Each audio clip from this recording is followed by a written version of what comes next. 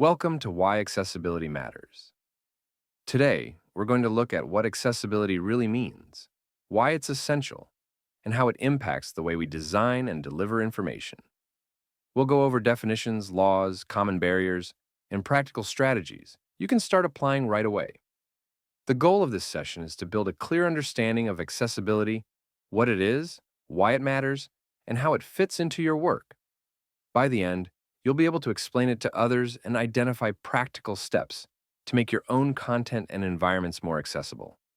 Accessibility ensures that people with disabilities can fully, equally, and independently access information, interact with content, and use services.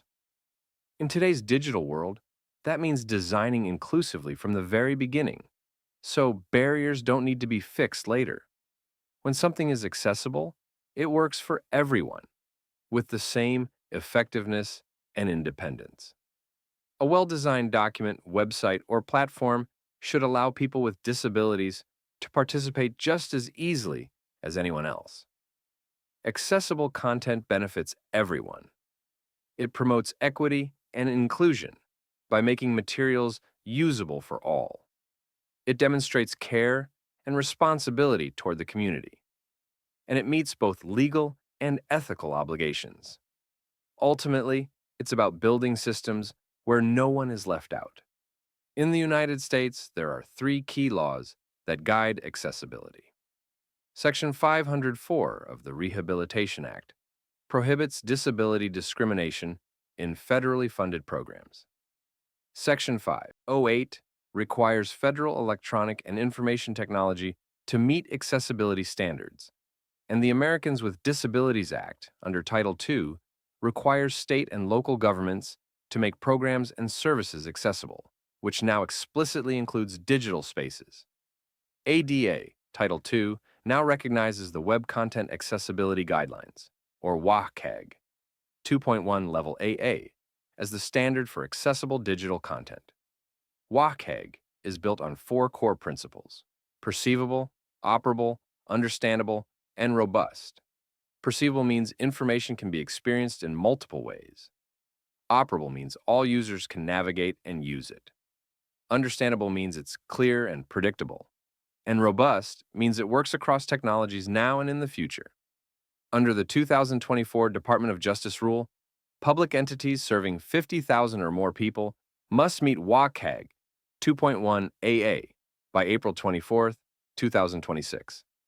Noncompliance carries real risks, including legal penalties, reputational harm, loss of trust, and even lawsuits.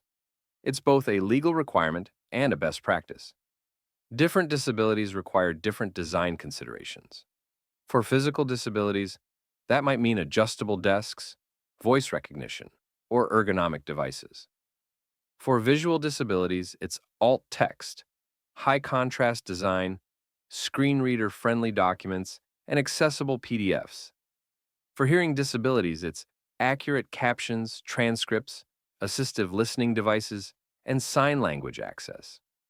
For cognitive disabilities, it's clear layouts, plain language, and step-by-step instructions.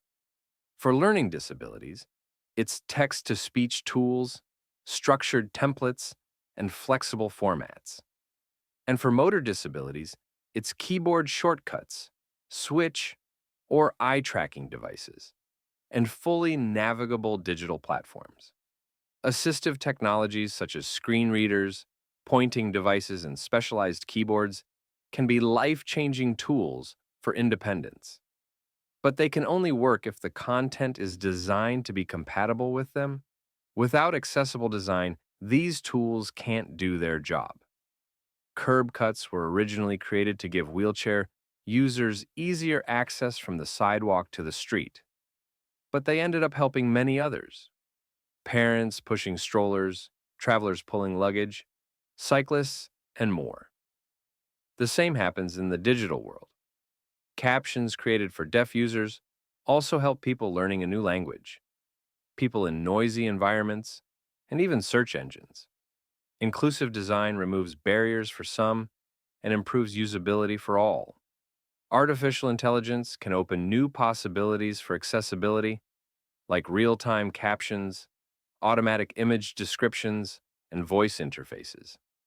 But without thoughtful design, it can also create new barriers, inaccurate captions, generic alt text, or systems that don't work with assistive tech can exclude people rather than include them. The solution is to build accessibility into AI from the very beginning, not as an afterthought. The World Wide Web Consortium shares real stories of people with disabilities navigating the web. These stories remind us that accessibility isn't just about technical compliance. It's about meeting human needs. It's about making sure technology works for everyone in real-life situations. To wrap up, remember that accessibility is everyone's responsibility. When we design with it in mind from the start, we create better, more inclusive experiences for all. It's not just about meeting standards, it's about creating technology that empowers people rather than excluding them. Thank you for joining this first session.